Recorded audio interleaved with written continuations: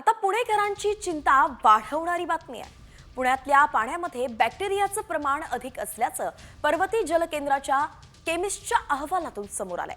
पुणे शहराला पाणी पुरवठा करणाऱ्या धरणांमध्ये पावसाबरोबरच ओले नाढे अशा विविध स्रोतांमधून पाणीसाठा जमा होतो आणि म्हणून या पाण्यात विविध प्रकारच्या बॅक्टेरियाचं प्रमाण हे अधिक असल्याचं या अहवालात सांगण्यात आलंय। खडकवासला धरण परिसर मोठ्या प्रमाणावरती बांधकामं या ठिकाणी झाली आहेत आणि त्यांचं सांडपाणी धरणाच्या पाण्यात मिसळत आहे, म्हणूनच पाणी अशुद्ध होत असल्याचंही समोर आलंय।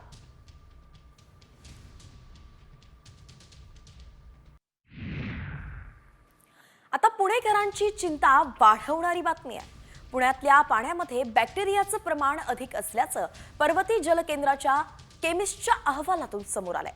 पुणे शहराला पाणी पुरवठा करणाऱ्या धरणांमध्ये पावसाबरोबरच ओले नाढे अशा विविध स्रोतांमधून पाणीसाठा जमा होतो आणि म्हणून या पाण्यात विविध प्रकारच्या बॅक्टेरियाचं प्रमाण हे अधिक असल्याचं या अहवालात सांगण्यात आलंय।